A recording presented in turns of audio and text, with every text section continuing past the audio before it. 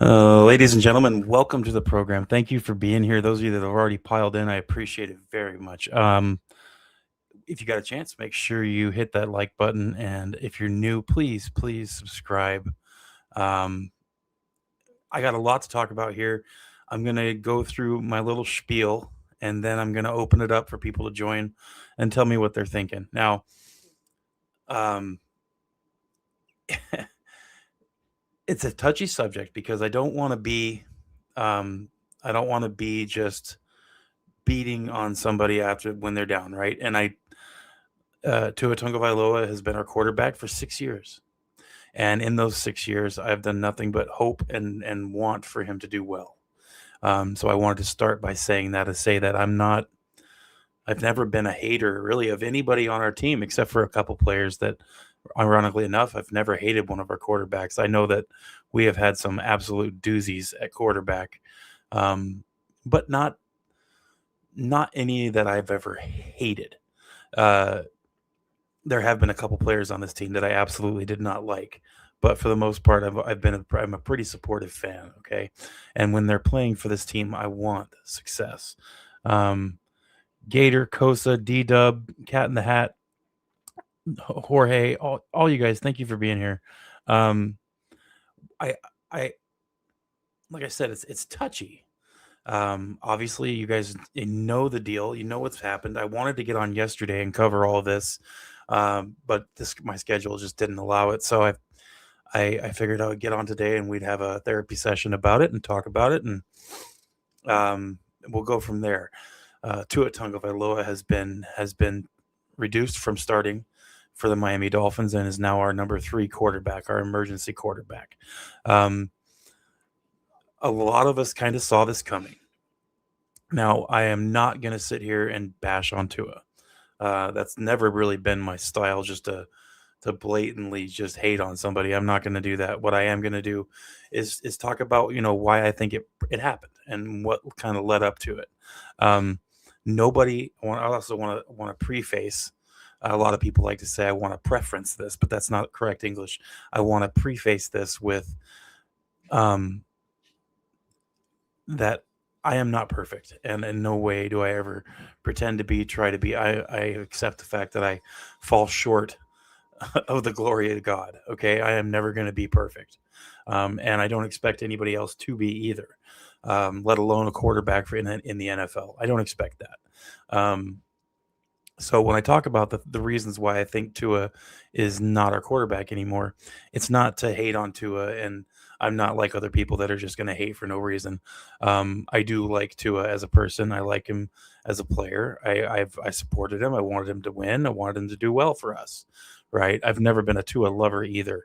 Uh, I find myself happily in the middle of the Tua hate, Tua love um, timeline, I guess, or however you want to put that. I've never been at the extreme of either one, right? Um, so the way I feel about this is I do feel like this is probably Blake. What's up? I feel like this is probably for the best right now. I do not think that uh, Tua has had a particularly good couple of years after 2023. I think 2024 was definitely worse. And 2022, 2025 has been it's been pretty rough. And I'm sure he knows it, right? And if he didn't know it, he knows it now. So like I said, I'm not going to just hate on him and pick on him. That's not the way I rock, and it's never going to be that way. So, um, we know now that Quinn Ewers is going to be the starting quarterback for the Miami Dolphins. We know that he's going to start against the Cincinnati Bengals. Um, Coincidentally, I think that starting against the Bengals defense is a great place to start for a rookie quarterback. They run a very simple coverage scheme. They don't run many twists, stunts, and specials on defense as a team. I think this will be a good, straightforward matchup for a brand new quarterback to get his first taste of regular season NFL play. I am excited to see it, and much like the way I wanted Tua to succeed, I want Quinn Ewers to succeed. Um, these decisions aren't in my ballpark. I don't make these calls for the Miami Dolphins. All I do is talk about it, right? And what I think about it. I think that it's a necessary move right now. And the way this kind of leans in, it's I don't necessarily think that I don't think we're going to see Tua start for the Miami Dolphins ever again. With the things that have happened and the way things are going, and the things that we see. And I'm going to pull up some stuff for us to look at, a couple interviews and um, some stats here so we can kind of look and see the progression of Tua's last couple years and kind of why it probably went down. Things probably went down the way they did. What I do want to say is I'm pleased with the way it's being handled. I'm pleased with Tua, obviously very upset, and I don't blame him. Like, I understand. If I was a starting quarterback for a team and I got benched for a third string quarterback, essentially, I would be pretty upset. But he is handling it as well as you would expect, right? He's got to be mad. So, and I don't blame him for that. And so the posts you see on Twitter with the picture of Tua in practice today, where seems to be eyeballing Quinn Ewers while he's taking snaps. I mean, that's the kind of stuff that's just petty. I'm not even gonna report on that. It's just it's what it is, right? You see a man doing the job that was yours for so long, it's going to be upsetting. And maybe this is what Tua needs to kind of snap out of it. But like I said, in many, many different streams, this is not something that I think is necessarily something. I don't think it's something that Tua can fix. I think most of his problems that he's having are stemming from a lingering injury, which has resulted in a certain form of arthritis. I think this is where the problem is with Tua, and I don't necessarily think it's something there's anything he can really do to get back to where he was, right? Christian Leap, thanks for being here, dude. Appreciate it. Help me out here, Mr. Palk. Is that you?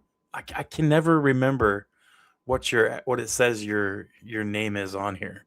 I think it's you, but I can't remember. Either way, thanks for being here.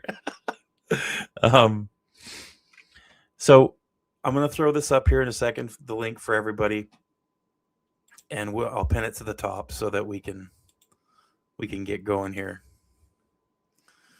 There, it's pinned up to the top. I thought it was you, Mr. Paul. Thank you for being here, brother. And you guys are more than welcome to jump in at any point here. What I'm going to start by doing here is I'm going to hop into some stats. Now, what I wanted to look at first is Tua's 2023 stats. It's his entire stats for the year, and I wanted to talk to you guys about this. Okay, now this is the last year besides this year up to this point where he played every game. Okay, so when you're looking at the stats from 2023, he's a completion of 388 completions, 560 attempts. That's 70% completion percentage or whatever. It's right around there, right around 70%. Okay. 4,624 yards. The big things that you notice, number one, is the completion percentage is off the charts. It's a great completion percentage for a year of work. Okay. 8.3 average yards per pass. 29 touchdowns, 14 interceptions. And that's in 17 games. Okay. This was pretty epic of a year for Tua. This is about as good as it got for him. An average passer rating of 101.1 and a QBR of 61.5. Okay. Remember that 101.1 and 61.5. If we go to this year, his QBR or his rating is 88.5 and a QBR of 36.7. It's unreal. The drop off that we've seen right now. It's not, like I said, I think this is all in relation to his dwindling health. And it's not necessarily, none of this is a shot at Tua, but it's a reason, and it's something we can go back and look at, palpable numbers that we can see and say, man, he's just kind of fallen off. And there's not much of a thing where you see improvement, right? This year, he's had one game over 300 yards, and that was the second game of the year against New England. Only one 300-yard game.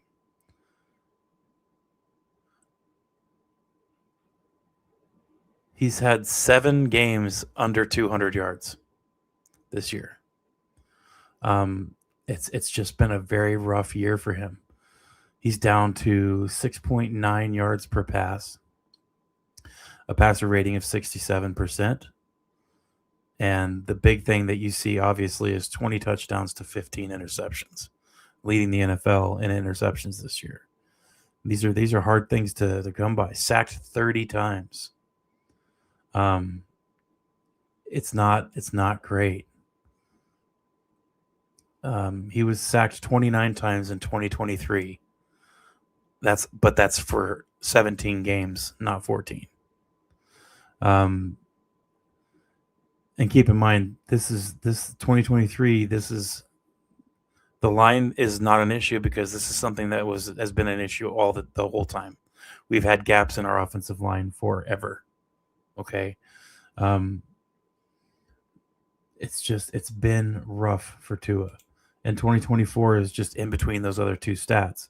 2024 is when he had an incredible completion percentage, 72.9%, right?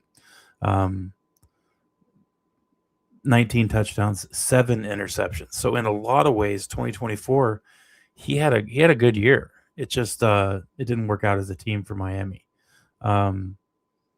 He had only 21 sacks all year last year. And he missed games last year. He only played 1, 2, 3, 4, 5, 6, 7, 9. He played 11 games last year. And obviously the Houston game is counted as a game that he played in, but he did not play that whole game. Yes, Mr. Polk, it's not a blasting Tua thing. And I do agree. I think the hip injury is giving him way more problems with mobility, accuracy, follow through, ball speed. Everything is being affected by his hip. I mean, it's so obvious. I don't know why somebody won't just say it, right? Why won't somebody just say it? Nobody's going to think less of Tua or the coaching staff if they come out and say, yeah, his hip's just giving him problems. It's clear and evident, right? Anybody who watches these games and watches the way he throws, delivers the ball, all of this, it's very obvious. And at this point, it's why won't they just say it? There's nothing else it could be, right? It's not been good for Tua, and now we're at a point where the Miami Dolphins have played what are we 6-8? Played 14 games this year so far, and out of the playoffs. All right, so another year without playoffs, and it's not looking any better. So when you think about it, what can the Dolphins do other than try something? Now at this point, we're out of the playoffs. This is a good point in the year to see what we have in the other quarterbacks, because number one, I don't think Tua is going to be playing for the Dolphins. I don't think that. I used to think that he was going to be around for another year. At this point, the way things are going, with the way that they relegated him to an emergency third string quarterback, with everything else that's been going on, I see it going a different way. I see us cutting him, and eating a bunch of cap, because I don't think anybody's going to pick up this contract and accept a trade, right? So this is just my explanation of why I think things are the way they are. In no way bashing Tua. Like I said, I've wanted nothing but success for him, and I've supported him. I've been the first to jump up and say, "Man, this guy did something great." And I've been the first. I've been just as quick to say, "Hey, he screwed this up." So it's not a hate thing. It's not a dislike thing. It's a support your quarterback and talk about the good things and the bad things. And that's what I've been doing with him. And I'm going to continue. Yeah, you're right, Mr. Polk. I mean, we can all see it. It's definite. It's not even something that anybody can argue. It's so blatantly obvious, right?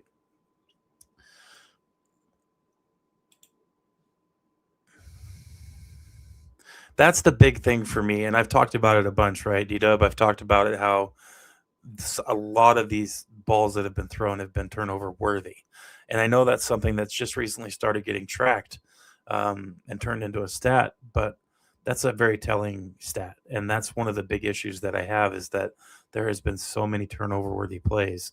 Those 15 interceptions this year, that could just as easily be 30, easily. And that's where the problem comes in, and I think that's where the coaching staff is taking issue is they're not able to do what they need to do on offense, and a large portion of it, not all of it, a large portion of it has been quarterback play. So we're making a change. We need to know what we have in our other quarterback in Quinn Ewers.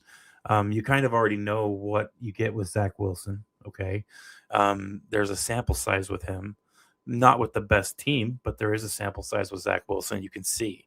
As far as Quinn Ewers goes, we need to see what we have in him because we need to know what we're going to do going into the offseason. And this is partly why I think that Mike McDaniel is probably going to be here next year. And I'm not going to complain about it. I want to see what Mike can do with a different quarterback. I want to see if things can progress or if the offense can open up a little bit. We'll see. We'll see.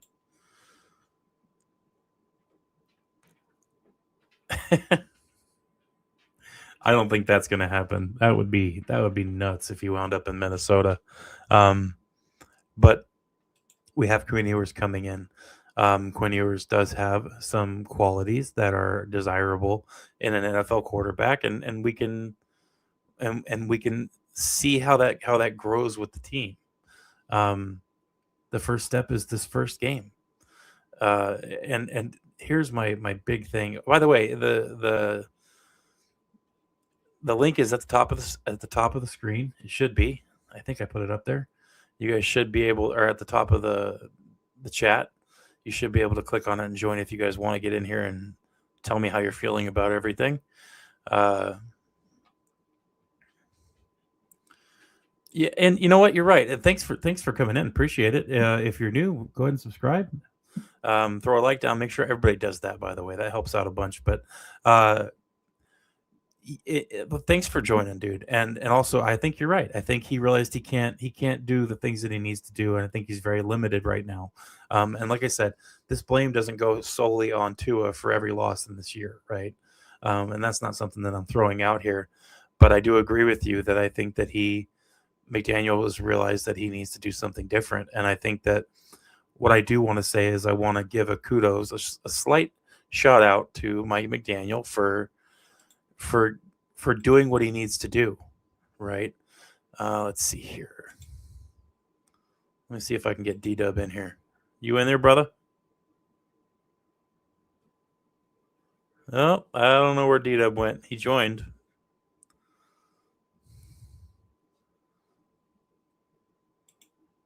D-Dub, join up again. See if it works. It's hard. It's hard to know that there's changes, but right at the same time, we should be excited, and not in a hateful, angry way. We should be excited. We got something new to see here. We can see what our rookie quarterback is, our 7th round quarterback. We can see if he's going to be something worth hanging on to, because these next 3 games, Cincinnati, Tampa Bay, and New England, this is a good little stretch of teams to play to give us a good, albeit small, but a good sample size to look at and say, well, what do we got here in this guy? What can he do? You know? So I think it's a good opportunity for not just for us to see what we have in him, but it's a great opportunity for Quinn Ewers. And I'm not setting my expectations super high for this. I'm not going to say, oh, he's going to be awesome. You know, next Tom Brady, here we go. I mean, I'm not setting myself up for that kind of disappointment. What I am hoping and looking for are basic things, right? Can he run the offense? He's had enough time with the team. He should have a pretty good understanding of how the offense works, okay? He comes from a school where there's a lot of motion, a lot of pre-snap motion. and he's used to running that kind of offense. I think that the timing based offense is something that he can do. I also think he has abilities outside of a timing based offense. And I think with that, I think that's where Mike McDaniel is really going to be able to open some things up. Now, time will tell what that actually means for the Dolphins as far as, in game, right? We don't know. We'll have to see it. But against Cincinnati, this is going to be a good opportunity to see a lot of that stuff immediately. D-Dub, I don't know what happened to you, man. I tried to add you, and it booted you immediately. You should try again. Anybody else wants to hop in, feel free to. In the meantime, what I am going to do is I am going to pull up this interview. They did a little interview at the lockers with Tua. Asked him some questions. It's like a 3-minute video, and it does a good job communicating, answering a couple questions people had and the frustration that Tua feels, but at the same time, the maturity that he does show. He does show maturity here in answering the questions and understanding that, this is part of my job and I have to be willing to do this. So let's see here. And naturally, I'd say I'm disappointed. I think it's normal. It's normal human emotion. But, outside of that, I got to do my part. My role here right now is to help whoever the quarterback is going to be for this team, to lead this team, help in whatever way I can, to help the team win this game on Sunday. What did Mike say to you? We just had a brief conversation about changing the quarterback. What was your reaction? So he said he had a brief conversation with Mike McDaniel, and that's it. And that's a little telling in and of itself, right? Number one, obviously, this wasn't a good conversation. Content alone, it's not a good conversation, right? And you know what, Mr. Polk, you're right. It was 7 years with Ryan Tannehill, and we moved on, right? And he went to the Titans, and he had a good couple years. He needed that change of scenery, and I'm wondering if maybe that's what Tua does need. Perhaps some rehabilitation from whatever this injury is that he's got and whatever the problem actually is. And we've gone through 6 years with Tua. I think that's another reason why I think that this is kind of the end for Tua in Miami. Otherwise, he would be moved to second string. So to see that happen, it's kind of, D-Dub, what's up, brother? What's going on, F-Cube? It's a good day. I know it's a day of, confliction, and but this is the start of a new program. So we got something to look forward to. Hopefully it's not going to be the same thing, but at least we got a way of now starting a new beginning, a new era. And I wanted Tua to succeed. I will go back. Draft day 2019. I didn't want them to draft Tua. I didn't want them to draft Herbert. I didn't want them to draft Love. They couldn't draft Burrow. My quarterback was in the second round. I wanted Jalen Hurts. Okay. I wanted them to get defense or offensive line straight and then get a quarterback that they could mentor behind Fitz for a year or two. Yeah. That's what I wanted. Yeah, but I had Tua. Oh, go ahead. I'm sorry. I didn't root against Tua. I got a jersey for it with him, so it's not like I was totally against him. He's a Dolphin. He was a Dolphin, and I wanted him to succeed. But I didn't think they made the right decision. I think you're right. I think they did make the right decision, and at the same time, I agree with you 100%. And as far as the draft where Tua was picked up, I I had Tua as my number 2 that year. I really wanted. Oh goodness, you just said his name. Burrow Too. Yeah, no, or uh, Love or neither. Herbert. I wanted Herbert. Okay. But like I said, when we got Tua, I was happy. I was like, all right, I'm good with that. I was worried a little bit about the hip, and Dudley Do Wrong made another comment about that when it happened when we drafted him, and I kind of echoed his thoughts. I didn't have this channel back then, but I felt the same way. This could be good, but I'm worried. But you're right. It's one of those things where I wanted success from him, and we did have that. We had a little bit of hope for the first time in a long time, as having a team, a player, a quarterback. We've had some of the worst quarterbacks in the NFL history, and but we had 2 that were great and in the Hall of right. Fame, as you Yep. can see. But And I wanted Tua's name up there. If he was going to be a Dolphin, I wanted his name to be up there. But yep, didn't work out. Mr. Wrist, thanks for coming in, dude. Appreciate it. Gator fan says the main thing I want to stay the same is the running game and keep throwing to the tight ends. I agree 100%. And if you talk about a brand new rookie quarterback coming into the NFL and playing his first game, you've got to have those 2 things. And thank goodness we do. We have a running game that can support a new quarterback. And we have a couple tight ends that are very, very good at working the field in Dulcich and Waller. This is a good situation for a rookie quarterback to come into, having a good tight end room and a good run game. They're going to support him very, very well, I think, and I think that's going to do nothing but help Quinn Ewers. Not only that, it's a prime matchup for him to walk into too, man. This defense is like Swiss cheese out there.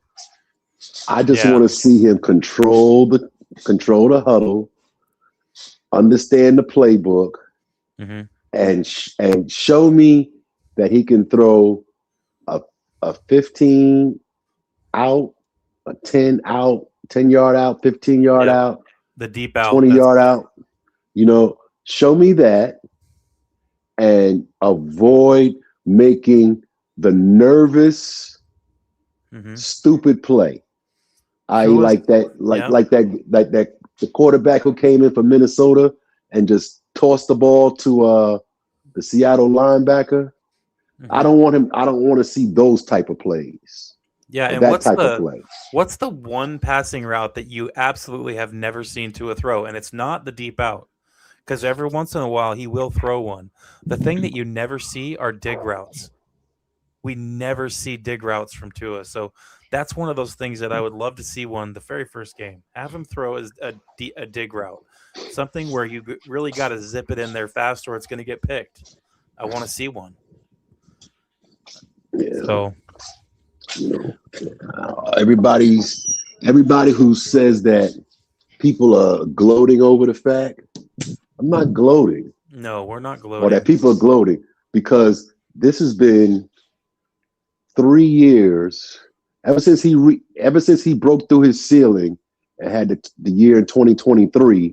It has been it's been downhill, and then he fell off the cliff basically this year. Yeah, he fell off the cliff. And I will say that there is a lot of just completely unregistered hatred going on around Twitter and stuff. But Twitter's a pretty hateful place as it is, so you can't really expect much better than that. I know, bro. I got on the space the day of, and I was hearing some stuff, bro, and it was just so nasty and so negative. I couldn't even help myself but to make a video about it. It was just what was coming out was just I get it, man. You don't necessarily agree with that person's opinion, but the things that you're saying is not necessary just because you don't agree, man. Right. Calm down with it. Calm down with it. Yep. It's so entitled to their opinion. Yeah. And what I kind of figured is when I got on here, I would make this kind of we're talking about stuff, right? But everybody's kind of maintaining the fact that, Tua is a person, right? And I can understand being upset about being benched. That would suck to have that happen. You know, I was two of the human being, two of the man. I'm not mad at him or hold. I don't want him to. I don't want him to not exist anymore. I'm not even gonna say the other word, but you know, that doesn't mean that I can't take.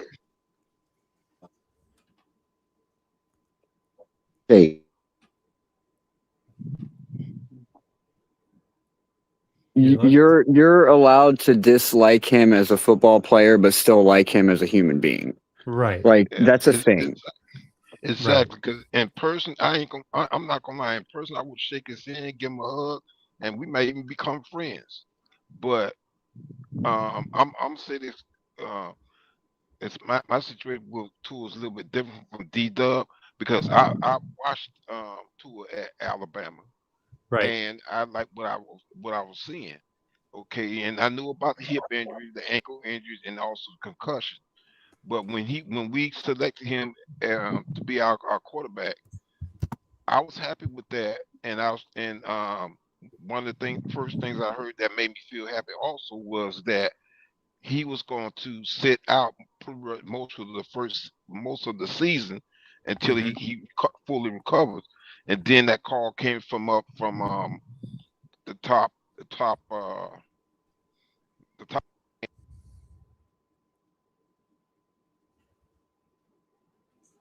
Oh. You know, I was like I said, I was on board with Tua until 2023, and I would say my miss around certain part of 2023. That's when I started seeing the regression, and then moving forward to this season here. I mean, it's like a big drop off. You know, with little flashes here and there, but it's like a big drop off. And you can, if you know, like I said, I'm not a doctor, but if you look at the way he was throwing, you know, you can tell that that hip was really giving him a problem. And Yeah. if I'm not mistaken, there was a game maybe last season where he was going out of bounds. I don't remember what team we were playing, and the player landed on top of his hip, and they were saying it was like a hip bruise or what have you. But like I said, it could have been true.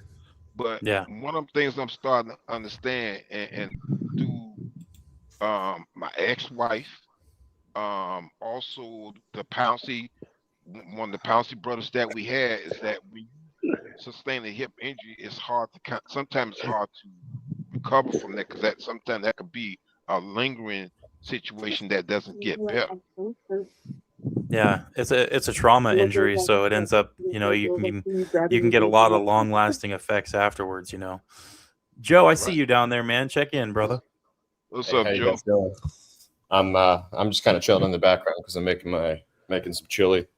I'm gonna play this rest of this little 3-minute interview here, and we can listen to this real quick, and then we'll talk in a second here. Beans or no beans, Joe? Disappointed. Beans. I'm not happy about it, but Gotta have beans. something out of my control. Why do you think this has happened? I would say the biggest thing, and it's being honest with myself as well, has been my performance. I haven't been performing up to the level and the capabilities that I have in the past. Mike said that he was looking for a quarterback to play with conviction. Why do you think that you haven't played with the same conviction that he's looking for? Not too sure. Tua, are you upset about being number 3 instead of number 2 on the chart? Does not matter to you. Starter. As I said, I'm here in my Okay. role right now. Hey Dirk, can you pause? Okay, good. You paused it. Yeah. When McDaniel was talking about conviction, Mm-hmm. I believe that it comes down to Tua's indecisiveness, where he has doubt as to whether or not he can make certain throws on plays that are available, but that do I have the arm strength or can I make that pass? Not because somebody's covered, but because whether or not my arm can get it to that location before the defender gets there. That's one of the things when I heard conviction, that's what I thought, because if you, as a quarterback, if you have doubt in your mind whether or not the ball's going to get there, that causes hesitation, and then that causes sacks. I mean, yeah, that's possible. I can't think of many other things that would be referring to as far as conviction goes, because we know that Tua does work hard, right? No one can say that he doesn't. He is a hard worker. He does put in the effort in the facility. Um, so I would agree is maybe that's what he's referring to, and that's what the question is. Has he changed his workout regimen off, during the off season? He's augmented it, but there's always been an off-season workout. I mean, a lot of people want to use the fact that they saw him on a boat, with his family. I mean, get out of here with that. I mean, that's everybody should have a vacation during the summer, but Yeah. he does have off-season workouts. I know he's changed them a little bit here and there to focus on different things, but there's always been a workout, right? There's always been an off-season regimen. So I'm not sure. I don't know if he's using the same people that he used between season 2 and 3. And, I don't know. But it sure looks as though something has changed for the negative in that workout regimen, because he has gotten weaker as the seasons go on. And even when he was, if you notice December, his balls don't get to where they don't have the same zip that they had before in early in the season. And right. You look at what he did last night or 2 nights ago, the ball's not getting there with the same velocity. He was, I remember one play where the safety was getting ready to double team a post route. And then he said, forget that. I'm going to go to the spot where the out is going. And he was there. So people know in the league that his arm is not as strong as it used to be, that the deep threat is not there the way it used to be. And some of that might be because of Tyreek, but some of that might be because of his arm strength as well. Right. And I think that's part of what the issue is where we're talking about. Mike McDaniel probably is severely limited with what he can do in game when you simply look at the fact that there's a whole area of the field that does not have to be honored by the defense. But if you also look at how he's evolved this offense too, we don't necessarily need a quarterback that can throw it end zone to end zone. We kind of just need a quarterback that can hit those over the middle of the field passes, 20 yards max, or on the sidelines at 15 to 20 yards, and let our playmakers do the rest of the work. We're solely running on the run game, and it's just that Tua's missing these easy throws that should be complete first downs or big plays. But if you have a defense that knows for 80% of their plays that they don't have to worry about anything past 20 yards, it gets hard to throw those intermediate passes. Mm-hmm. It's hard because that's where Mike McDaniel has kind of mastered it with the 3-headed beast. When we were on our 4-game win streak, Tua really could have passed it wherever he wanted, because the threat of the run game was so real that you're not worried about the over the top passes. You're more worried about Devon Achane or Ollie Gordon coming at you between the tackles or getting the play action.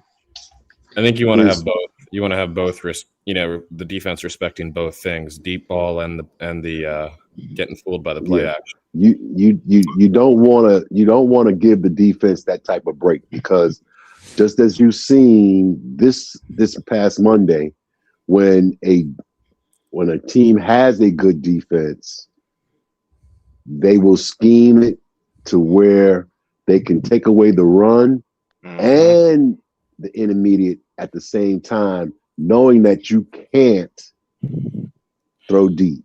And there's Okay. also the clock can take away your run too, right? If you're down in the fourth, Mhm. it kind of you can't just run the ball your whole drive. Well, and then you know that you're not going to get threatened deep, Right. because the defense knows that you can't throw deep, so they're not worried about a quick strike, and then that further compacts the defense on your intermediate routes. I see that, but at the same time, with a guy like Devon A-Chain who could easily break off a 65-yard run, no problem, if he finds the hole, like that's just as bad as a deep play. Same thing too, if you get it to Waddle in motion going over the middle to where there's nobody left in the backfield because they have everybody crowded up and he's just got a clean run to the end zone, they're going to start respecting the yak and putting people back. Okay, did that happen this past Monday? Did Mike McDaniel stick to the run game like he should have? No, he what went I'm out saying there and he happened. came out there I'm with saying- a I'm passing saying- game. So No, the I'm Pittsburgh saying Steelers got up on us, and we were forced to pass. We didn't No, my pass when we question- wanted to. We passed because we had to, and that's My- when no, we my- lose with Tua. No, my question was the meaning for my question, the purpose of my question was, after they were down 28-3, did they have the ability to hold on, let me finish. Did they have the ability to run the ball once they were down 28-3? But my counter to that is if instead of Tua floating that ball to Jalen Waddle and actually hitting him on the run, that would have been a completion. That drive would have turned into a touchdown. If Jalen or if Tua would have been able to hit Devon A-Chain over the middle instead of him having to come back for the ball, if he would have been able to hit him in stride, that would have been a touchdown. We wouldn't have been down 28-3. They wouldn't have justified us needing to pass the ball. We'd still have the control and we'd still be able to run or pass depending on what we felt was best for the defense we saw. Then you just answered why Tua needs to be replaced. I mean, we all knew that. I mean, I wasn't arguing for that. I was, but yes, you're 100% correct. That was exactly why Tua needed to be replaced. It's just so sad that it took this long. Like, we could have done this. We could have done this when, like, before we went on our 4-game win streak, and still would have been on our 4-game win streak, even with Quinn Ewers or Zach Wilson doing what Tua was doing. And then Pittsburgh could have looked totally different. So here's what I'm going to do. I have a question for everybody, and this kind of bleeds into what we've been talking about the last few minutes. I'm going to start with you, Cat in the Hat, and we're going to move down the line here. I want to get this answer from everybody. With everything that's going on, and if you had to make the decision right now, would you bring back Mike McDaniel next year for one more go? I'm going to say I want to see him one more year with a different quarterback. I want to see what he can do one more time. Let's hear it. Cat. I mean, I'm still on the fence with Mike McDaniel because I went into this season like, yes, I wanted to see what he can do with another quarterback, but there was a whole lot of other things that Mike McDaniel does during games that I wasn't necessarily cool with, like when it comes to play calling, clock management, the before snap motions costing us a lot of timeouts and games, like literally, like you can pinpoint some of those losses we have to the fact that we didn't have timeouts to make a comeback in a 2-minute drive or whatever, things like that. But so these next 3 games right now, sure, I want to see him with another quarterback, see if it makes a difference with the pressure that, like, if there's a relief of pressure, maybe he can make better decisions. Right. Yes, I want to see him another year. Gun to my head. Mr. Falk, same question. Gun to your head. You got to answer right now. Yes, I would, because I'm going to say this. The reason why we do have Zach Wilson, Quinn Ewers, because those are 2 quarterbacks that he handpicked. He followed Zach Wilson for the BYU college days to the Jets and to the with the Broncos, if I'm not mistaken, Hmm. and what have you, now with the Miami Dolphins. Also, he saw something in Quinn Ewers, and so he went and got him a rookie quarterback. And if he would have, to me, if he would have had more time to try to coach up Zach Wilson and develop Quinn Ewers, we might be looking at a different situation. So that's part of the reason why I would say yes, give him another chance. But the thing is, with McDaniel's, he has to do better with the play calling. Sure. You got to utilize your talent that you have. I know this has been going on for years, but I want to see something different with Mike McDaniel than some of the previous coaches. Utilize these guys with the talent, utilize them the right way, and what have you. Utilize these guys the right way. With the time, as far as plays being called in on time, got to get better with that as well. But Absolutely. yeah, so that's where I'm at with that. So yes, I would bring him back, and maybe with a additional quarterback, whether it be late in the draft or maybe a free agent veteran quarterback that's out there. Okay. D-Dub, what do you think, man? One more here with Mike. No, no, and I'll give you plenty of reasons why. Tell me how you feel. Okay, I sat patiently and listened to these to the yeses, but no, and the reason why, clock management. It's 4 years. 4 years. I can understand if this was year one, year two. We've had 4 years of mismanagement. Too many people on the staff, and he's responsible for the way the quarterback room looks right now.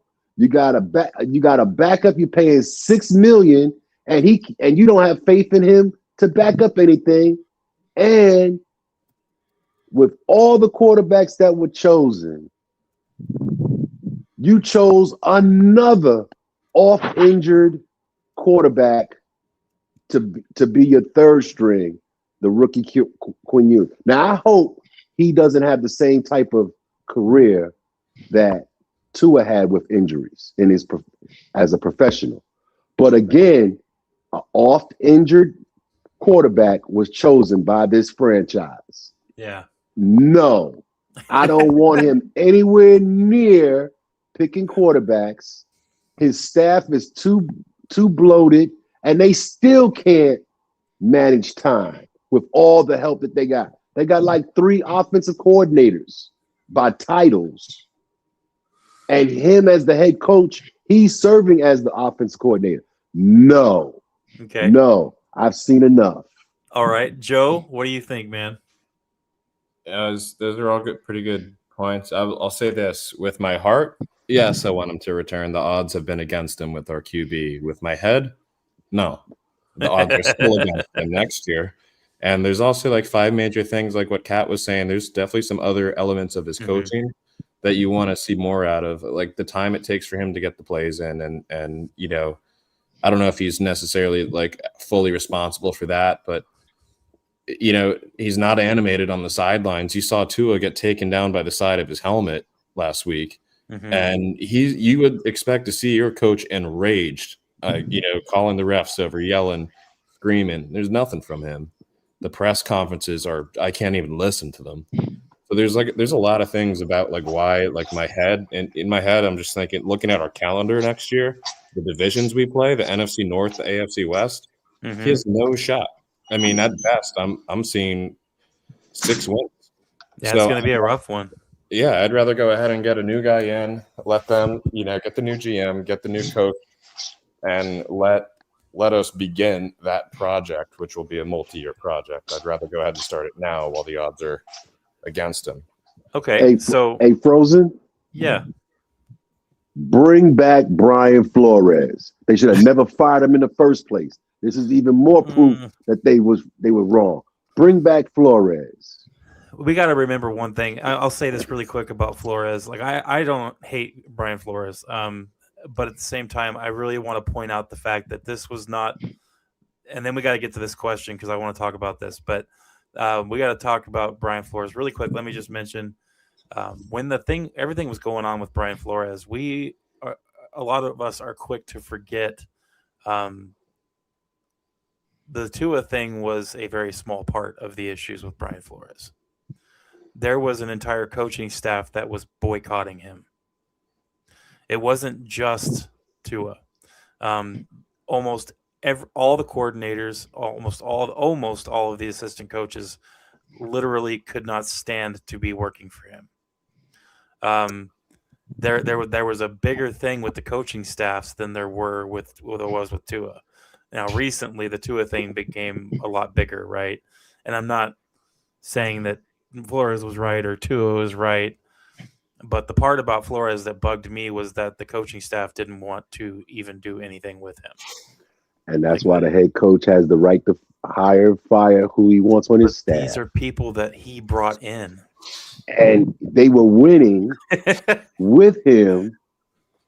You know, you don't have to get along with your boss to do work for your boss. There's been quite a few bosses I've had in my life that I did not like, that I would have loved to have seen them replaced. Yeah, that's true. I still work for them because of the chain of authority.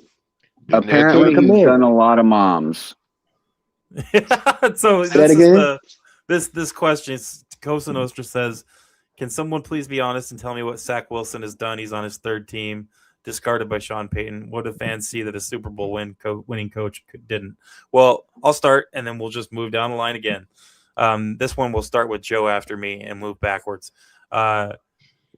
I don't think that Zach Wilson is going to be with this team next year. I think you're right. I think he's going to be gone, and I think that's part of the reason why we're seeing Quinn Ewers play. It's not the only reason, but I think that's part of the logic between starting Quinn over Zach Wilson, even though Zach Wilson was the number 2 all year. Also, the fact that is likely that Zach Wilson won't be with us and that Tua is number 3, that tells me that Tua is likely going to be cut this year, this off season, and we're going to eat that cap. So that's kind of how I feel. I don't think Zach Wilson has done anything. I know that he improved a lot under Sean Payton, even though he didn't play in Denver. I know that Sean Payton has nothing but good things to say about him, even now that he's gone. So I think that Zach Wilson could revive his career as a solid backup in the NFL. I don't think he's ever going to be worthy of the first round pick that he got, or that he was. But you're right. I don't think he's done anything to deserve a starting job, especially with us right now. So what do you think there, Joe? He'll be a journeyman backup. I mean, there's not the only thing that intrigues me is what Mr. Polk brought up before, where you would think, hey, maybe Mike McDaniel sees something in him that other coaches didn't and can make him produce more. But I just don't think he even has the shot, because Quinn's going to start these 3 games unless he's abysmal. And we can't go into next year being like, well, it didn't work with Quinn. Let's try it with Zach. Yeah, we got to go ahead and start thinking. I mean, even if we do, it's going to be a 1-year thing before we're drafting our franchise guy. So I think Zach's going to be kind of a journeyman QB, and I think Ewers is like a scratch card. You could win a lot of money off of it, but more than likely you're not going to. Yeah, that's a good point. There's a 14th QB taken in that draft. So, but anyway, I think Zach hasn't proven anything. D-Dub, what do you got, man? Oh, well, what's your his take mama on look Zach good. Wilson? His mama look good, but that ain't enough to keep him in the league. So, you know, I'm if he wasn't good enough to come in the game for Tua in Cleveland, if he wasn't good enough to come in the game when they played the Ravens and Tua was like hot hot garbage. No, I don't see a future for him in Miami. I can't say anything about the 31 other teams, but the cap space that they would free up by not having to give him a contract and give it to somebody else, it'd be fine with me. So no, I don't feel as though he's coming. He should come back, nor do I feel as though he's coming. He wants to come back, especially since he's questioned why he was passed over for the number 2 for the starting position right now, and to come out like that, that's not good for team unity as well. Yeah, I mean, there's things you keep to yourself in private. You may have your feelings, but you don't let those feelings come out in public. And no, I don't want him back, and I don't think he should come back. I was surprised he got $6 million to begin with. yeah, it's a lot of money. Mr. Paulk, what you got? Well, with Zach Wilson, he's had the opportunity to turn his career around, especially with our team. And I'm gonna tell you, I don't think he's gonna be here neither. I think he may end up even going to the maybe Canadian football, maybe the UFL, because I think the other 31 teams probably don't even see him as a good backup quarterback, because he just hasn't turned that corner. Yeah. Like I said, even though McDaniel selected him, I haven't really seen anything from Zach Wilson to show me that he can even be a backup quarterback in the NFL. So I guess his best shot is UFL. Tell you the truth. Cat? Or maybe be a quarterback. Well, no, I'm not going to say that. I think that's What do you got, Cat? What do I got? Anything on Zach? You want me to be completely honest for what he's done? He's done a lot. He really has. He's done so much, in fact, that there was a guy out there on YouTube that was actually able to put 20 minutes worth of film together, and this film was labeled worst quarterback play you have ever seen. And it was 20 minutes worth of plays. I'm honestly mad we went and got him. I was shooting for Aaron Rodgers, but I knew they weren't going to do that because of the quarterback competition. But as far as you were saying with Tua being cut in the offseason, I don't know, man. That my Kyler Murray take, I'm seeing it catch some steam out there in the spaces, bro. Like I'm starting to see memes in places. Trailblazer. Like so, bro, I'm starting to see it out there, man. Let me ask you a question. Fruition. Kat, let me ask you a question.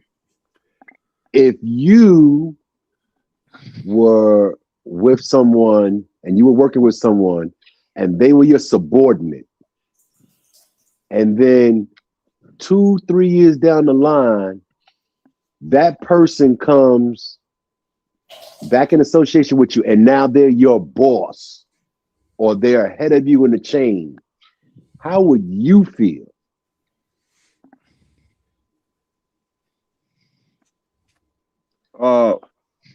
I would probably be more mad at myself for still being in a situation and I haven't moved myself along enough to where someone has left and then came back and surpassed me, to be honest. Like, that's just the type of person I am.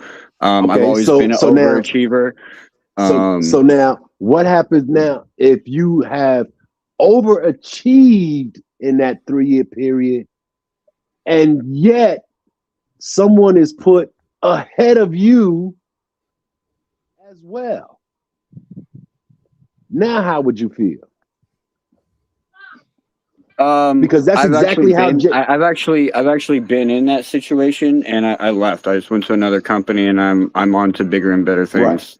Right. So I, what do you? I know How do I you know think my that QB I know room my is going to worth. I know be? my value. I move on. So how do you think Jacoby Brissett is going to feel if the Arizona Cardinals bring Tua Tagovailoa into the QB room? Well, let me ask you. All right, so let me ask Just you. answer my question first. What's Answer my Jacoby? question Hold first, and on. then you I can need ask to another know. question. But for it to be relevant, I need to know Jacoby Brissett's contract details because he might only be there on a 1-year deal anyway, so it might not even matter. He might be a free agent in the off season. So this No, he's not. conversation, No, he's not. No. Are you So sure? he's the Hold on. starting quarterback. He's the Right starting now, quarterback. right now he is, but he didn't start the year as a starting quarterback. Right. So He's also in fact, you know what? I can Let pull me up look his, it up. his Let me contract look it real up quick. right now. Let Oh, me are look you it up doing right I now. can do it too. Yep. I was working on because that means a lot. But at the same time, too, like you got it. You're the Arizona Cardinals. What year is Jacoby Brissett in? he's Compared 33 to years Tua. old. Right, 33. compared to Tua. So it's He's like 6 years older. yes, Jacoby Brissett might be mad, but at the same time, like so is Joe Flacco, and he moved on, and now he's in Cincinnati. You know, I don't it's like think it's a Brissett business. has done enough to for the franchise to avoid a better business move. Like if they see interest and intrigue in Tua for several years, they're going to say, well, Jacoby would only be like a 1 or 2 year plan here because Right. he's getting up there in age. So I think he's kind of battling against that, but I don't think he's done enough to outperform that potential. And I think All right. competitors know that. So he signed through 2026. Mhm. He'll be an unrestricted free agent in 2027. He's So got this is a likely base his last salary of contract. he's got a base salary of 4.88 million and a 1.75 million signing bonus for next year. But It's the same contract as Zach Wilson. So pretty much. so basically, and don't think that he's not going to be wanting to renegotiate now that he's a starting QB. And so, if that's the case, how do you think he is going to interact with somebody that he was the backup to, and now, somebody's going to come in? That's too much history. But if That's I'm too much history. if I'm the organization too, I can come back and I can clap back at Jacoby Brissett and be like, look, you've started 6 of these games, but you've only won 2 of them, or you've only won 3 of them. So it's like, why should I pay you? Yes, you did do good, but at the end of the day, like we still had a chance at the playoffs and we didn't make it. And you were the starting quarterback. So it's like the organization can make arguments too. Like, yes, he's done a better job than Kyler Murray has there, but could they do better? Gator Fanatic, really quick, answer your question. Jalen Waddle was targeted 4 times. He had 2 catches on Monday. Just throwing that out there. Sorry, guys. Go ahead. And what makes you what would lead them to believe that what they've seen from Tua in 2026 is better than what they've seen from Jacoby Brissett in 2025? Nothing, but I think it's more about the potential long term. Yeah. Okay. Like the whole that's idea why I don't even see it. What if Tua was playing in a dome half the year? You know what I mean? Like that's a dome. That whole like thing about what if he played in a dome? That's what you're trying to target right there with that trade. Daniel Jones over Anthony Richardson. Like, how does Anthony Richardson feel when Daniel Jones was a failure at the Giants, kind of, but then he comes to the Colts and is immediately starting over him? I can tell you how Anthony Richardson feels. He feels tired and he needs a break. And I mean, the same thing kind of happened to Fitzpatrick. Like Fitzpatrick was rolling, and they said, "Well, it's time. It's time to put Tua in." Yeah, I think Fitzpatrick's a different kind of human being, though, bro. Nothing can hurt that guy's feelings. He came out and said he was very sad. I'm so sad with a smile on his face. Even if he plays in a dome, you telling me that we know it, we all know it. Your quarterback has to play in pristine conditions with a pocket that's perfect every time, with the defense set where it's not gonna compact the middle in order for him to be successful. Come on, guys. Come on. Hey, D-Dub, Come I on. feel you, Football is bro. I played feel you, bro. outside. We know that, but the Arizona Cardinals may not know that. The Arizona Cardinals may look at it as a good deal. The Arizona Cardinals may look at it as like, hey, this is a good opportunity for both teams. Whether Tua goes over there and does well or not, it's not going to hurt our feelings because guess what? At the end of the day, we didn't have to eat that dead cap, and we get a little bit of an upgrade at quarterback. What upgrade? You're not getting an upgrade with Kyler Murray. But you kind of are. He's a little bit more mobile than Tua is. Like he could probably still hit those intermediate passes that we need Tua to complete that he's not completing. He can add a little bit of advantage and threat in the run game from the quarterback. Right now we have zero threat. We have zero threat in the run game from our quarterback. He's been in the league how many years? 7 years? They're inviting him. Yeah, years. And let me ask the question. Has he won a playoff game? But we only need him for 1 or 2 years, D-Dub. We only need him for 1 or 2 years. Answer Finish my out question. to his contract while we go get our next franchise guy. Answer my question. Has he won a playoff game? No. But has Tua won a playoff game? We're in the same situation. And has he won a division title? I think maybe once. Okay. And I don't even know. I'm not sure.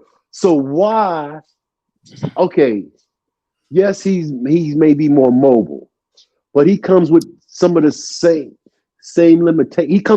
He comes with limitations as well. I don't want somebody like that. I don't want that. I don't want a small framed quarterback. That's what we had in Tua, and it didn't get us anywhere. So why we want to get another one? If we don't go for a deal like that, D-Dub, we're stuck rolling with Quinn Ewers or Zach Wilson next year. We're taking a salary cap hit. We're taking a dead cap hit for dropping. I'll take the hit. For dropping to. Who knows? I'd rather take a chance. I'd rather take a chance with Kyler Murray. I really would. So with Zach Wilson, I'd rather take a chance with Drew Aller. Well, Mr. Falk, I and Kat, and D-Dub, all respect, obviously, but in this situation, there's a big difference. Yes, they both have smaller frames. Kyler Murray is even smaller than Tua, but the big thing we have to think about here with Kyler Murray and Tua is stat-wise, I mean, records in the playoffs, we can't argue any of that because it's all the same. But the big differences I see with Kyler Murray, and I'm not saying Kyler Murray is the savior of the Dolphins, but what I am saying is not that what I'm saying either. When you look at him, Kyler Murray has got a rocket compared to Tua's arm. And number two, he may not be as accurate, but that smaller frame, he actually uses that, and he's extremely evasive. And I do think that there would be some success as a bridge quarterback for Kyler Murray in Miami. Would I personally want to go out and get him? Not necessarily. I'm not quite as gung ho as Kat is there, but how many games has Kyler Murray missed in his career? A lot due to injury. He's missed quite a bit. Yeah, okay. That's for sure. And how many games? Thank you. I'm tired of that. I'd rather take the hit, go get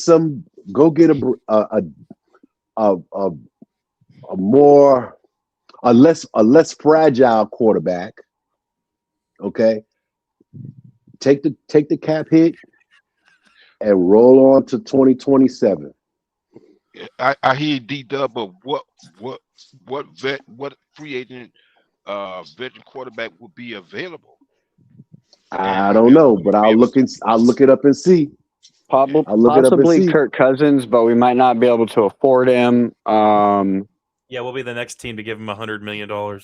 Yeah, we won't be able to afford Kirk Cousins. What about the Packers backup? That's an interesting question. What's his name? Willis. On a blank. He's still there? Malik Willis? I think he is. Yeah, let me double check that. Malik Willis. Is that the guy from He was on the was he on the Titans? I think he was, yeah. Trying I to think remember that's where he got drafted, didn't he? And then he got replaced by Levis. Didn't he come Yeah. out of a small school? Malik Wilson. I don't know. You guys are killing me with this question. I got to ask now. I got to find out. Hang on. So Aaron Rodgers will be a free agent. Marcus Mariota will be a free agent. Yeah, it's Malik Joe Willis. Flacco, Zach Wilson. Yeah, he played Liberty College, by the way. He was a small That's school. what I thought. That's what I thought. Okay. That would actually be an interesting fit. Daniel Jones, Marcus Jimmy Mariota. Garoppolo, Interesting. Carson Wentz, No, not Carson. No. Trey Lance. Gator says Mac Jones. Well, if no, Mac Jones won't be a free agent in 2026. Trey Lance is starting to look like a Zach Wilson. That's why I said So- Drew Aller earlier. Drew Aller's got that big body. He got injured obviously this year at Penn State, but he's got a big body. Opens up a lot of doors for us that we don't have. What's Sam Darnold's contract with Seattle?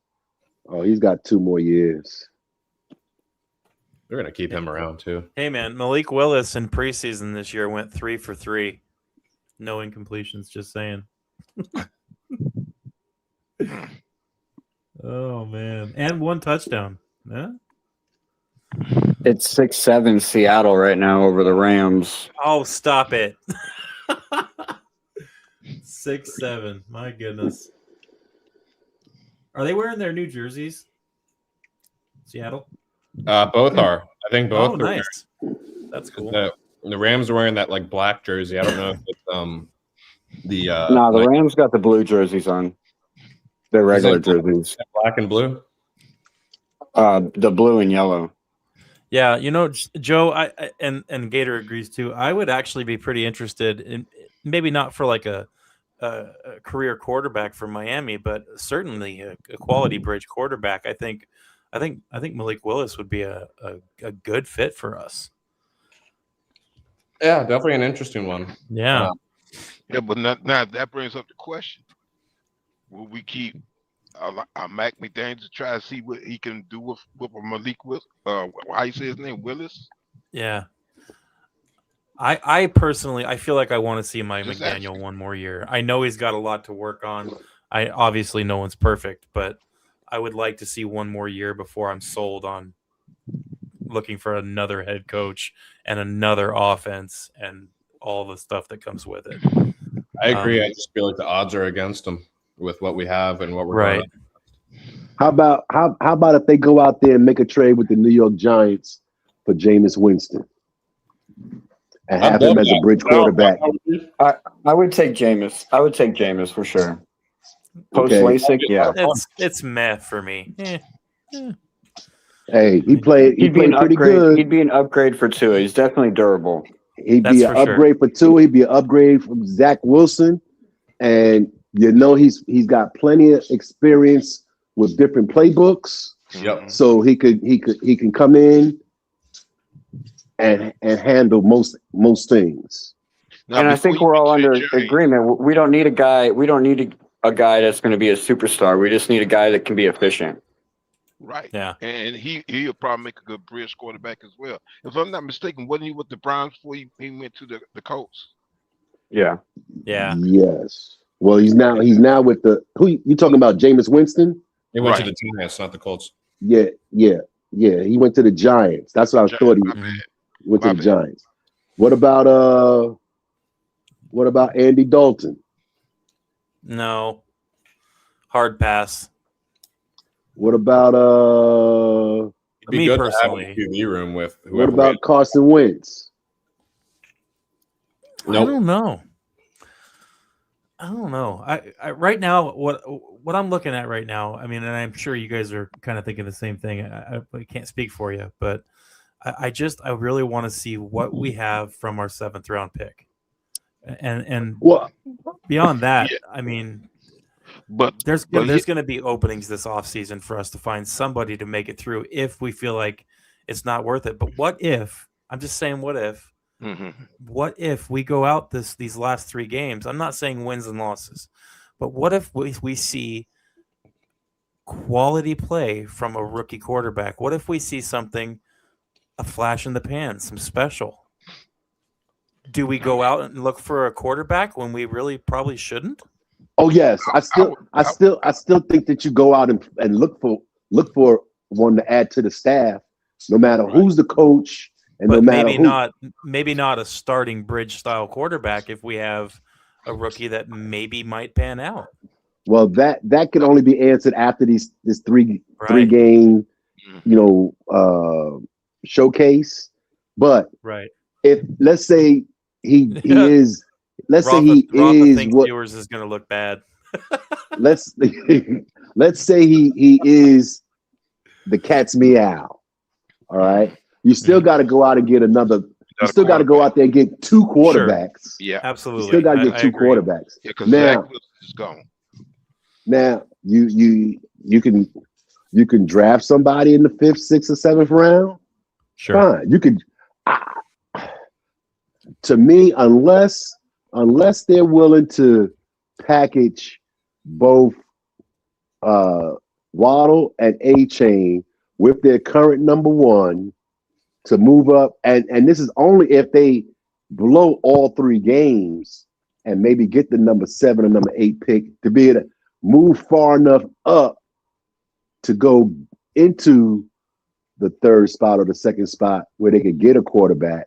Mm-hmm. That's the only way I see it.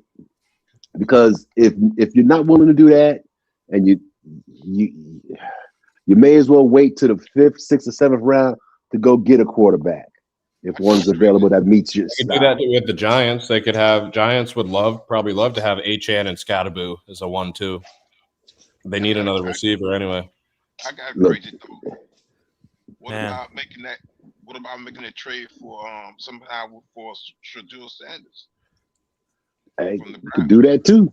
So here's my one thought on all this. We're talking about these first year or incoming rookies to add to the quarterback room. If that happens, we have got to add at least one veteran. Yeah. Maybe not starting quality, right? But that's where Jameis comes in. Yeah. As well. Sure. Yeah. Definitely not disagreeing. I would try to, if I can't get maybe Shedeur Sanders and then Jameis Winston and let Jameis let Shedeur sit and he'll sit behind Jameis Winston and learn from him. And you see, you don't have to worry about Shedeur or Jameis being wild by South Beach because they already got money and they already flashy. So you ain't got to worry about that. Terrence Ferguson in for the touchdown. Let me throw Tyrod Taylor into the conversation since Rafa threw that out there. I'm interested there too. That's interesting. I'm done with the leftover. The Jets may not want to trade him because they still don't have a quarterback yet, and they're gonna need somebody to mentor their new quarterback. Well, Mendoza's going to either the Raiders or the Jets for sure. Or the Jets, yeah. He's going to one of those two teams. I'm not for this guy, but his name has been brought back up revolving the Dolphins, but Deshaun Watson will also be a thing next year. He'll be really expensive though, right?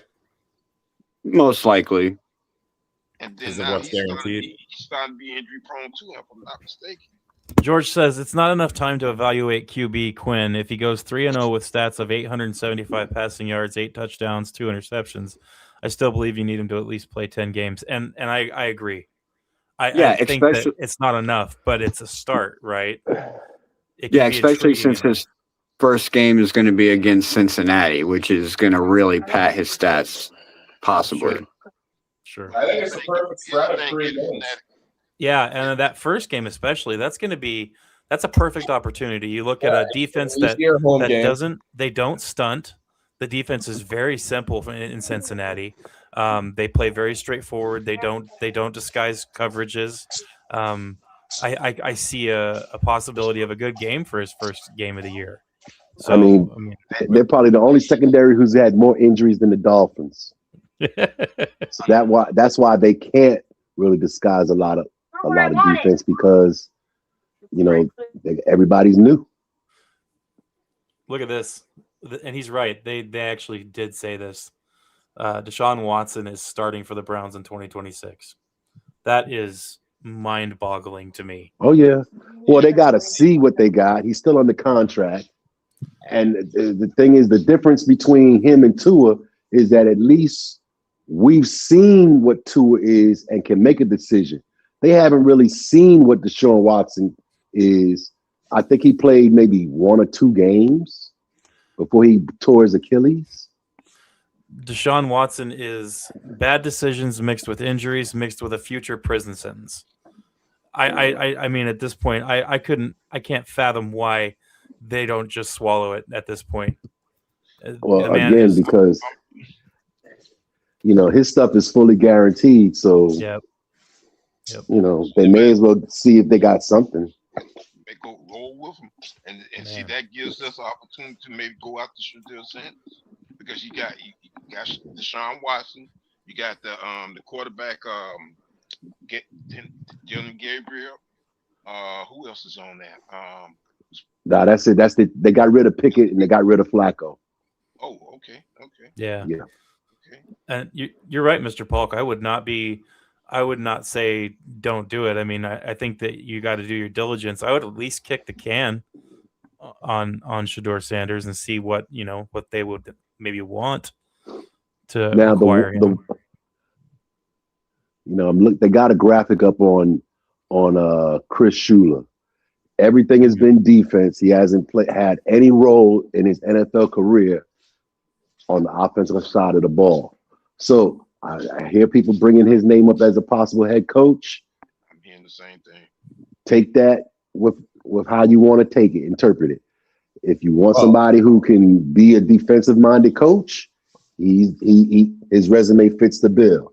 If you want somebody who's offensive-minded and you're getting a rookie quarterback or a young quarterback, you got to ask the questions: who's going to be your offense coordinator? Who's going to be part of your staff? What type of offense you want to run? And are you able and willing to mentor and coach a young quarterback? Well, think about it too. If we lose Weaver, if Weaver gets hired somewhere else, I don't think he will. But if he does, we're gonna need to consider that. Are we bringing in a first-time DC, or maybe we want our head coach to be defensive-minded in that scenario because we're fresh? Everybody's worried about where Weaver and or McDaniel go after the season. Can you afford to lose them? All right, let's have a real conversation. The defense has shown improvement. Yeah. But what's it rank currently? And who's responsible for the way they played the first 8 games? The same guy that you're willing to praise right now. I'm not praising for the turnaround. No, I'm not saying that. I'm talking generally. I'm not saying you. Okay. Well, you know what it is? Weaver is a fantastic speaker. So in his interviews, especially at the same time that everyone was on Mike McDaniel's throat about everything, Weaver comes in there cool, calm, and collected, giving great interviews. And a lot of people fell in love with that. And they've been riding with that. Yeah. I fall more in love with when my defense averages in the ranks anywhere between 12 and 1 on a consistent basis. I'm with you, man. Remember when he came out and said that we need to be real violent? Right after that, we had like the least violent game from our defense ever. Well, let's not forget and look back at pattern of the defense going. Like I said, for the past 3 or 4 seasons, the defense, regardless of injuries or who we had as a coach, had kept us in quite a few games to the point where the offense was not complimenting the defense. So to me, I'm seeing the same thing with this season here. Also, too, we had, we brought in to me an overrated defensive lineman with Kenny Grant, but now we're starting to see a little development with him. You also seeing some good coming up with Jonathan. What's his name? Jonathan Phillips. Also Zach Jordan Beaker. Phillips. Yeah, Jordan, yeah, my bad. yeah. Biggers, Biggers. and Zach Sealer. Right, Zach Sealer. Look at Yeah. our linebackers. And what happened. The defense is starting to come along, so I'm not going to really just criticize. I'm gonna say this. This is Weaver what, second year, and what have you. He still has some things he can improve on, but I wouldn't be too quick to just I don't want to jettison him. I don't want to fire him, but I'm not. By the same token, I don't want to. I'm not worried about whether or not the head coach that they do hire, if he being Weaver is allowed to stay, how he's going to feel about it, and or if the defensive minded coach is going to ask him to change a few things. I'm not worried about that.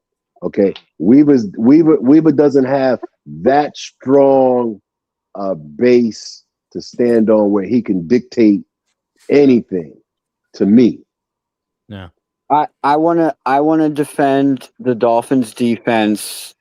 I gotta defend them because in the beginning, well, really throughout the whole season, this Dolphins defense comes out in the first half and performs great. Granted, in the beginning of the season, they were very dirty. We had to clean up a lot of penalties. We ended up giving up a lot of first downs because of penalties. We had some dumb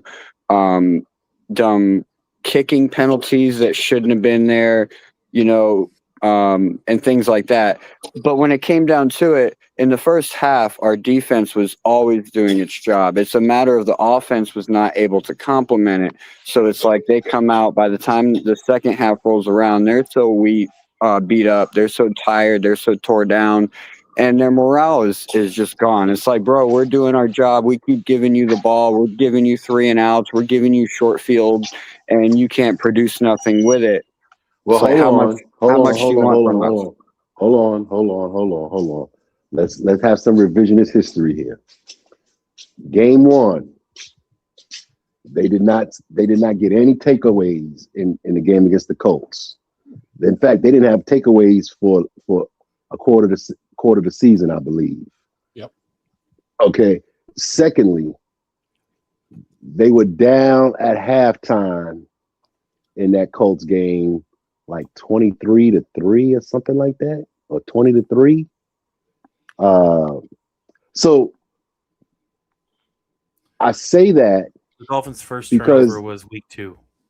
okay, week 2 they didn't cause any turnovers in that first game for a while. It was the And interception. we've only had 3 games this year that were out of control.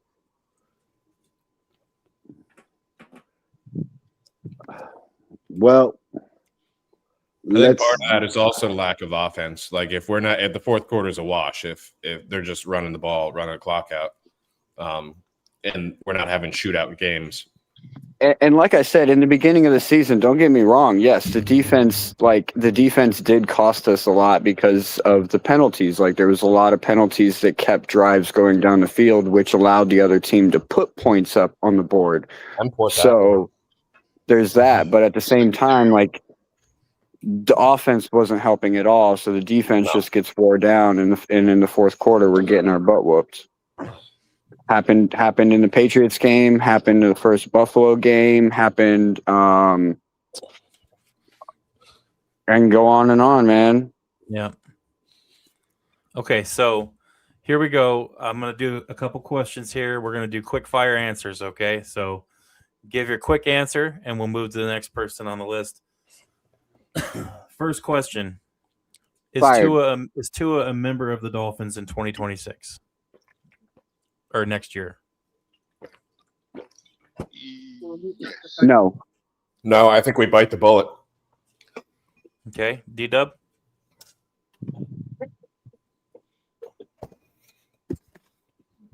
Oh, D-Dub re-entered the studio. Hang on. Yes. I'm sorry about that. Okay. I had a message come in, and but anyway, look,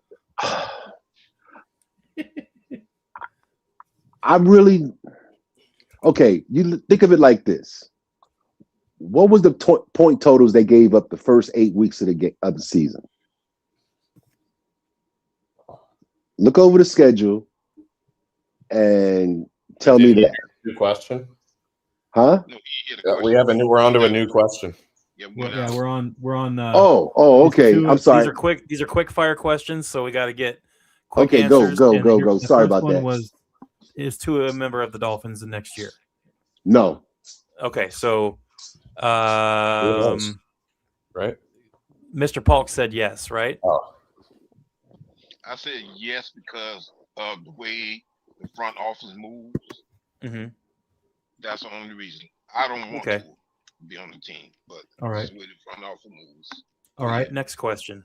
Does Ewers start next year? Ooh, that's good. Does he start the beginning of the season? No. I'm gonna say no. I'm gonna say Okay. no, even though I would like it to happen, but no. Cat or Joe? I think we draft Drew Aller, Mhm. and he wins the job over Ewers in the offseason. I wouldn't necessarily hate that.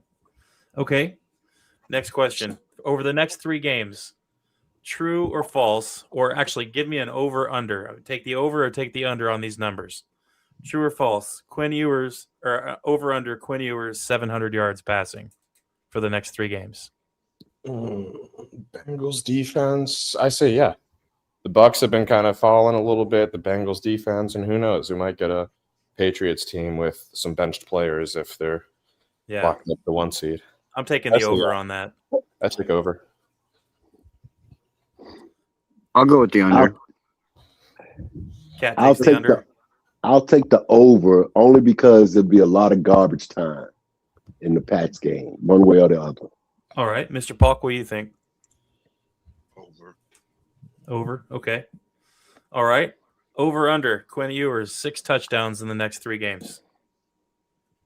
Under. I'm taking the under. Yeah. I think Can our I- running backs will do the dirty work in the red zone. Can I take a push on this one? Yeah, you can do that. 6. I'm calling 6. One of them All will be right. a rushing touchdown. Oh, D-Dub. I didn't know we were counting. Right? How many touchdowns? How many touchdowns he's gonna throw? Yeah. And what's the over under? 6. 6. No, I'll take the under.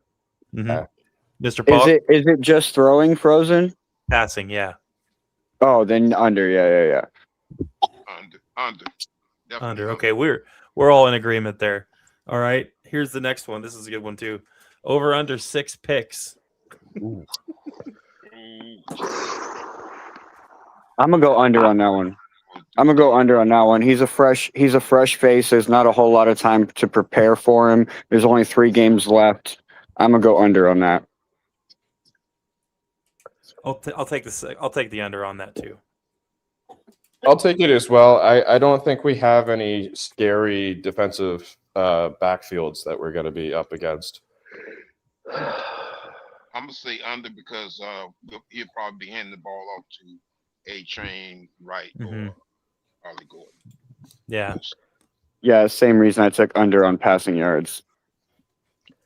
Okay. I'm gonna take the under, but for a different reason. Why? I don't think he's gonna have that long of a leash where he could throw 6 interceptions. That's fair I think enough. there's gonna be a game plan set up for his strengths, and he's not going to be asked to throw the ball more than 24 times a game. Okay. If he keeps All right. if they keep that plan, then yes, he'll have the under. All right. I'd like True to or see them false? maximize what they could test, though. Yeah, that's true. If he I goes would like over, some he's tests, definitely too. not starting next year. All right. True or false? The Miami Dolphins get 2 wins out of the next 3 to end the season. Oh, false. False. We're in tank mode. I'd be shocked if we get one. Cat? Oh, rooting against my Dolphins, man. Yeah, I'm with Joe on this. Okay. I don't think we get 2 wins either. All right. Mr. Paul? False. False. I don't see 2 wins. I don't see All right, D-Dub? Oh, we lost D-Dub. Okay. So I actually we just have, listed my tickets for Sunday. If anybody wants to go to the game, hit me up. yeah, if that comes with a plane ticket across the country, I'm down. Oh, no, just the parking pass. Damn it. All right. Last one. Quinn, and I just added this because of what you guys just My said. phone might die, so just so you know. Quinn Ewers gets the win against New England at the end of the season. True or false? What's the question? Quinn Ewers I had a problem. Quinn Ewers gets the win in New England to end the season. No, because New England beating us will mean that they take the division from the Bills, so we're going to play spoiler to the Bills. Right. I go with no. Or potential, they might be fighting. There it goes. All right, and we have one added by Rafa. I think this is a good one. True or false? Tua returns as a starter this season. False. Hell no. I call false. Hell no. And the reason why is because they don't want him getting injured and jeopardize the $20 million they would have to pay if he can't pass his physical for 2026. Can you imagine That's why he's the number 3 rather than the number 2. Right. Imagine he comes back for the New England game and throws like 5 touchdowns, no interceptions, and then everyone all off season's like, "Oh, look, he's back. Let's stick with him." That's a nightmare. Yeah. That's like imagine if everybody in America was on meth. It's like a fever dream. All right, guys. Hey, those of you guys that are in here, thank you for being here. Make sure everybody hits that like button. Share the channel with your friends. Tell people about me a little bit. I'm up here in Alaska all by myself. I don't have any Dolphins fans. Hey, friends Dirk. around here. Yeah. Hey, Dirk. There was at least 4 times that I mentioned on Pete's thread about your channel. I appreciate that. I love Pete's channel. I have such a blast over there. I was like, I mentioned that I would say on Dirk's stream, I mentioned such and such. So I always try to give you some props, man. Thank you. Pete's channel is such a unique channel. It's always a blast being over there. I always look forward to his streams. And you see, I'm the same way whether I'm on Pete's, yours, or anybody else's. I shoot from my hip, and I shoot one shot, one kill. All right, guys, I have got to get out of here, but what I want to do is on the way out, I want to encourage everybody to like and subscribe, obviously. That helps a bunch. And then I want to give each of you guys about 15 seconds to say anything you want to say before we get out of here. We're going to start with Mr. Paul, one of the OGs. Appreciate that, Frozen fan. And it was a pleasure being up here with D-Dub, Joe Wrist, and old Cat in the Hat. Listen, regardless of what's going on with our Miami Dolphins, I'm Dolphin for life. Just because the ship looks like it's sinking, we will plug the hole and we will keep it afloat and we will move forward and get a new ship. So hang in there, everybody, and thanks for having me on the show. Peace. From your lips to God's ears, OG. Joe? Yeah, great panel, man. It was a blast to be up here. I hope you all have a great holiday season, and I encourage anyone listening to spend a little extra time with the people they love this holiday season. And it's mock draft time. Can't wait to start seeing some mock drafts flying. So peace out, guys. D-Dub? All right, man. Hey, great show, Dirk. I always enjoy being amongst fellow Dolphin fans. Keep your heads up. Better days are for us. I know I've been saying that since doggone the last loss to the Denver Broncos in the playoffs back in Jason Taylor, Zach Thomas days, but things will get better. We will get a quarterback eventually. Hopefully the organization won't pass on quarterbacks like they did with Drew Brees, Lamar Jackson, Josh Allen, yada, yada, yada, yada, yada. All right. I wish things had worked out better for Tua, but since they haven't, we need to move on, and I'm glad we're moving on. Everybody have a good holiday season. Happy Merry Christmas, Happy Kwanzaa, Happy New Year, Happy Hanukkah. Spend time with your family because you never know when they're gonna go. And I know that because I lost my mom a few years back. But everybody have a safe holiday, travel safely, and hope to hear from y'all guys again in the near future. All right. Thank you, everybody, for being here. I appreciate it. It's always a blast to have so many guests come on. It's great to have the chat going in the background. I love every minute of this. So thank you, everybody in the chat, for hanging out. Appreciate you guys. Shout out to each and every one of you guys. And until we talk to you guys next time. Hey, Dirk, give me 1 minute after the show. I just want to talk to you about something. Sure. Everybody, as always, I just would ask you guys to stay hopeful. I know it's hard, and fins up.